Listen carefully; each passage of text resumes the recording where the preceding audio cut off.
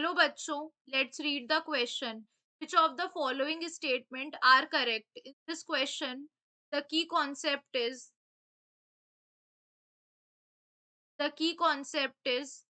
bond energy. Basically अगर हम बात करते हैं बॉन्ड एनर्जी की, it is a measure of, we can say it is a measure of the bond strength,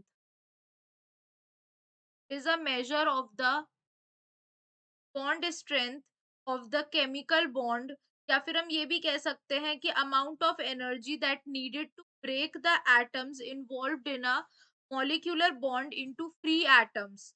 तो इसे हम क्या कहते हैं? बॉन्ड एनर्जी कहते हैं। अब पहला हमसे क्या कहा गया है?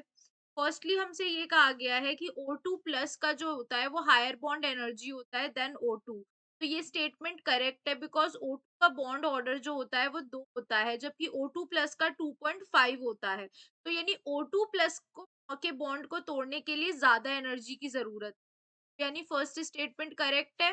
नेक्स्ट हमसे क्या कह रहा है कि बॉन्ड लेंथ जो होता है O2 का वो इतना है and bond length O2 minus का इतना है। तो ये रॉन्ग है बिकॉज क्योंकि जैसे जैसे बॉन्ड ऑर्डर बढ़ता है बॉन्ड लेंथ डिक्रीज होता है। अगर बॉन्ड ऑर्डर की हम बात करते हैं तो O2 का जो बॉन्ड ऑर्डर होगा that is 2 and O2 minus का, क्योंकि इसमें एक इलेक्ट्रॉन ऐड हुआ है, इसका बॉन्ड ऑर्डर आ जाएगा 1.5।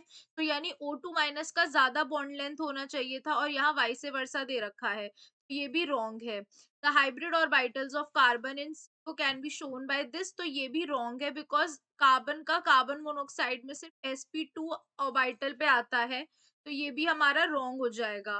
नेक्स्ट हमसे क्या कहा गया है कि यहाँ पे पूछा गया है बॉन्ड डिसोसिएशन एनर्जी Cl2 की ग्रेटर होती है F2 से, तो ये करेक्ट है बिकॉज F जो होता है ये FF2 बॉन्ड इनकी हाईएस्ट इलेक्ट्रोनेगेटिविटी होती है, जिसकी वजह से F बॉन्ड F रिपेल करता है एक दूसरे को और लेसर बॉन्ड डिसोसिएशन एंथैल्पी हो जाती है क्लोरीन से, का इलेक्ट्रोनेगेटिविटी F2 से क्या होता है? कम होता है। तो ये स्टेटमेंट भी करेक्ट है। यानी कितने स्टेटमेंट्स हमारे करेक्ट हो गए? A and D.